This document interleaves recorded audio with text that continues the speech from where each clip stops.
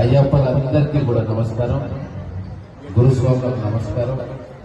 ఈ కొండకింత ప్రాచుర్యం రావడానికి ఇక్కడ ఒక క్రమ పద్ధతిలో పూజ నిర్వహిస్తారని చెప్పి నలుదిక్కుల ప్రచారం జరిగింది. అది సత్యం. ఆ కార్యక్రమం నిర్వహించిన అయ్యగారికి పెద్ద నమస్కారం. చాలా నిష్ఠతో చేస్తారన్న పేరు మొత్తం తెలంగాణ రాష్ట్రంలో పోతుంది. స్వామివారి ముందు రావద్దని చెప్పచ్చు, అది సత్యం. అలాగే 23 సంవత్సరాల ప్రయాణం దినదిన ప్రవర్తమానమై ఈరోజు ఎన్ని వేల మంది అయ్యప్ప స్వామి దర్శనానికి కొండ మీదకి వస్తారు.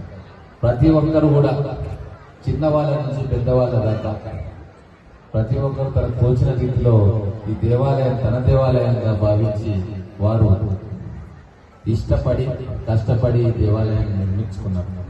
భవిష్యత్తులో కూడా ఇది ఒక స్ఫూర్తి చిహ్నంగా అయ్యప్ప స్వామి దేవాలయం అంటే ఇలా ఉండాలి, మేనేజ్మెంట్ అంటే ఇలా ఉండాలి, నిర్వహణ అంటే ఇలా ఉండాలి, పూజ అంటే ఇలా ఉండాలి అన్న రీతిలో ఇప్పటికన్నా కూడా 1000 కీర్తి ప్రతిష్టలు ఈ దేవాలయం పొందాలి.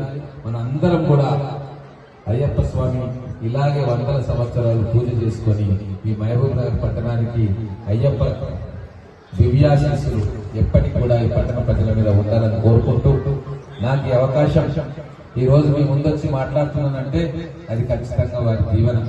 వారు మనకు ఆశీర్వదించారు. అయ్యా, మీరు కూడా ఈ పూజలో పాల్గొనే అవకాశాన్ని ఆ స్వామివారు మనకు ఇచ్చారు. కాబట్టి ఖచ్చితంగా ఈ దేవాలయ అభివృద్ధిలో మళ్ళీ మా వంతు పాత్ర వారు ఆశిస్తున్నారని చెప్పవచ్చు. అలాగే మన భక్త సమాజం కూడా ఖచ్చితంగా ఆశిస్తుంది.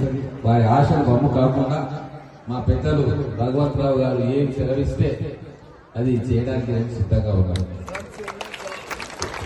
వారు ప్రత్యేకంగా మన మాట్లాడినప్పుడు మా ఛానల్ ని లైక్ చేయండి, షేర్ చేయండి, సబ్స్క్రైబ్ చేయండి. మరిన్ని అప్డేట్స్ కోసం పక్కనే ఉన్న బెల్ బటన్ నొక్కండి.